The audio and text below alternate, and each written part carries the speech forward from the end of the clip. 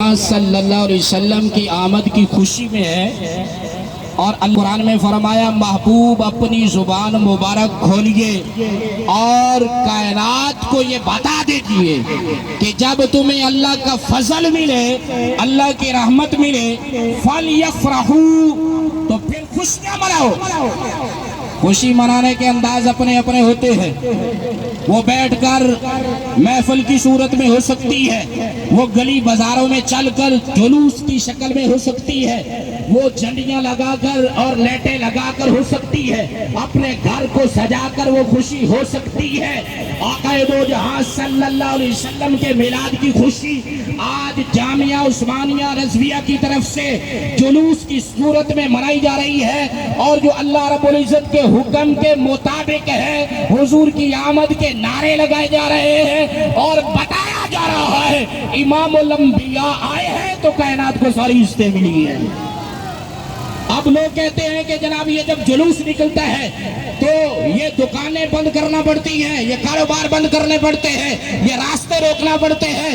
تو سنیے، رب فرماتا ہے لوگوں تمہارے کاروبار ایک طرف، تمہاری جو ہے وہ ٹریفک کے مسئلے ایک طرف، تمہاری کائنات کے ساری جو مال کی کوئی بھی کاروباری صورت ہے وہ ساری ایک طرف۔ فرمایا یہ تو ایک دکان دو دکانوں کی بات کرتے ہو، کائنات کا سارا مال تم جمع کر لو تو میرے محبوب کا میلاد اس سے بہتر ہے۔ فَلْيَفْرَحُوا، میلاد کرو۔ اور پھر یہ جو جلوس کی بات کرتے ہیں، یہ جلوس آج ہم نے نہیں شروع کیے، بلکہ جب سے حضور آئے تو جلوس بھی ہو رہے تھے۔ آئیے نعمت الکبریٰ کی ایک روایت آپ کے سامنے رکھ دیتا ہوں۔ آقا دو جہاں صلی اللہ علیہ وسلم کی ولادت ہوئی، رب فرماتے جبرائیل یا رب جلیل، فرمایا جاؤ جنت کی طرف۔ یا اللہ جنت میں جا کے کیا کرنا ہے؟ رب فرماتا ہے جنت میں جا کے اعلان کرنا ہے۔ یا اللہ اعلان کیا کرنا ہے؟ فرمایا جا کے بتانا ہے کہ میرے مصطفیٰ آ گئے ہیں، میرے آخری نبی آ گئے، محبوب کریم آ گئے۔ یا اللہ اعلان کر دیا۔ رب فرماتا ہے پھر کیا ہوا؟ یا اللہ جنت کے سارے فرشتے پورے غلما خوشی میں جھوم اٹھے اور ایک دوسرے کو مبارکباد دے رہے تھے۔ رب فرماتا ہے جب جنت میں اعلان کرنے سے فارغ ہو گئے ہو، جبرائیل ابھی بات یہی تک نہیں، اب اترو ذرا زمین کی طرف۔ یا اللہ اتر گیا زمین کی طرف۔ یا اللہ اب کدھر جانا ہے؟ رب فرماتا ہے مشارق میں چلے جاؤ، مغرب میں چلے جاؤ، سمندروں کی طرف چلے جاؤ، پہاڑوں میں جاؤ، جنگلات میں جاؤ، کائنات کا ذرہ بھی نہ چھوڑو جہاں نہ جاؤ۔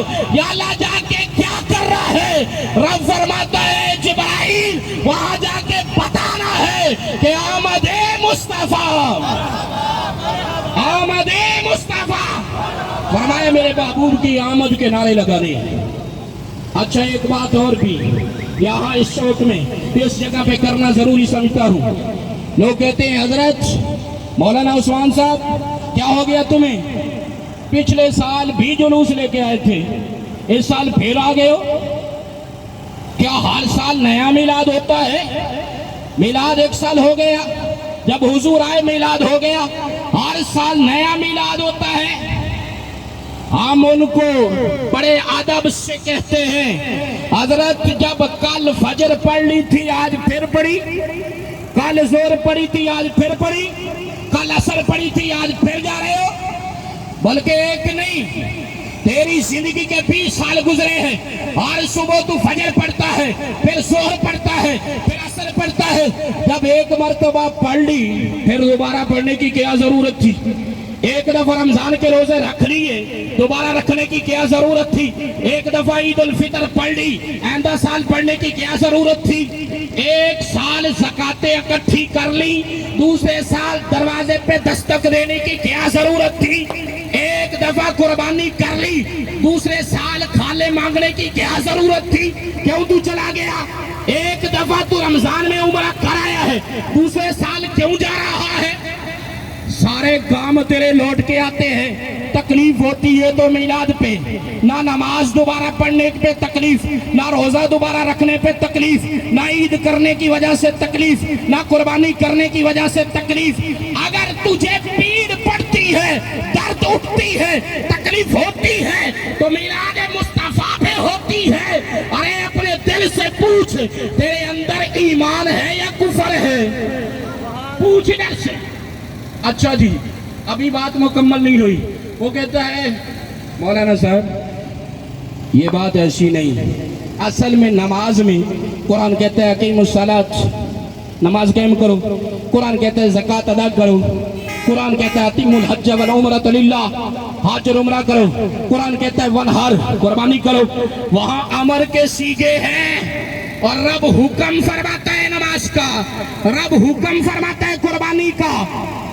ہم کہتے ہیں عقل کے اندھے، اگر تجھے نظر نہیں آیا میں تمہیں بتاتا ہوں، اگر نماز کے بارے میں امر کا سیغہ ہے، اگر زکوٰۃ کے بارے میں امر کا سیغہ ہے، اگر قربانی کے بارے میں امر کا سیغہ ہے، اگر روزے کا حکم دیا گیا ہے، آپ پھر میلاد مصطفیٰ دیکھ، اس میں بھی رب فرماتا ہے فَلْيَفْرَحُوا، یہ بھی امر ہے، آنکھیں کھول تجھے نظر آئے۔